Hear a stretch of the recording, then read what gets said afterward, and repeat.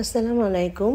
সকাল সকাল ঘুম থেকে উঠেই দেখি আমার নেইবার এসে দরজা নক করলো যে তাদের ব্যাক সাইডে এই গাছটা বড় গাছটা কাটবে, তো বিশাল বড় বড় মেশিন আমার প্রপার্টিতে নিয়ে আসবে, তাই পারমিশন নিতে আসছে।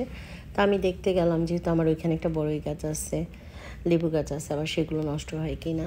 তো দেখতে গিয়ে দেখি যে বিশাল বড় একটা গাড়ি নিয়ে আসছে এবং সেই গাড়ির মধ্যে লোকটা উঠে তারপরে ওই যে ছোট ছোট করে ডালগুলো কেটে কেটে ওদের পাশেই ফেলছে, আমাদের এই পাশে ফেলছে না।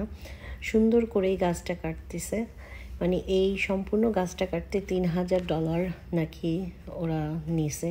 আর পুরো গাছটা কাটতে তো বুঝেনি কত টাকা নেবে। এগুলো শুধু যে বাড়তি ডালগুলো, যেগুলো মানুষের প্রপার্টিতে ঝড় বৃষ্টিতে পড়ে গেলে ড্যামেজ হয়, এভাবে করে গাড়ি নিয়ে সুন্দর করে সেই গাছগুলো ক্লিন করে ফেললো। ভালোই লাগছে যে গাছটা ক্লিন হওয়ার পরে আমার ব্যাক সাইডে যে আমার প্ল্যান্টগুলো একটু রোদ পাচ্ছে, দেখতে ভালোই লাগছিল। এই যে দেখুন, এখন কাটার পরে অনেকখানি ক্লিন, মানে আশেপাশে যে ডালগুলো ছড়াইয়া ছিল সেগুলোই কেটে দিয়েছে, আর কিছু মৃত ডালও ছিল সেগুলোও ফেলে দিয়েছে। আর আমার হাজব্যান্ড সেইগুলো নিজেই করে, দেখুন কত রিস্ক নিয়ে এই যে বিশাল বড় নিম গাছটা সে এটাকে কাটতেছে।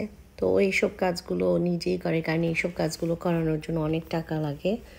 আর দেখা যায় প্রপার্টিরও অনেক রিস্ক থাকে অন্যান্য গাছপালার। এই নিম গাছটা বেশ বড় হয়ে গিয়েছে এবং পাতাগুলো আমার রুফের পড়লে সেই পানি আটকে থাকে, এতে রুফের ড্যামেজ হয়। তাই বৃষ্টির মধ্যে এসে এই যে নিম গাছ দেখুন কাটা শুরু করছে, বৃষ্টিও হচ্ছে, ও কেটে এই যে নিমের ডালটা ফেলে রেখেছে। যাদের যাদের নিমের পাতা দরকার ছিল কল করে দিয়েছি, ব্যাগ ভর্তি রেখেছি এবং এসে মানুষ পিক করে নিয়ে গিয়েছে। তো আশা করি ভিডিওটা ভালো লাগবে।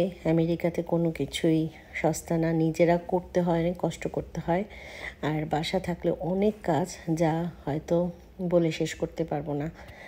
আল্লাহ হাফেজ, ভালো থাকুন। ছোট ছোট ভিডিও দিচ্ছি, আপনাদেরও ভালো লাগবে।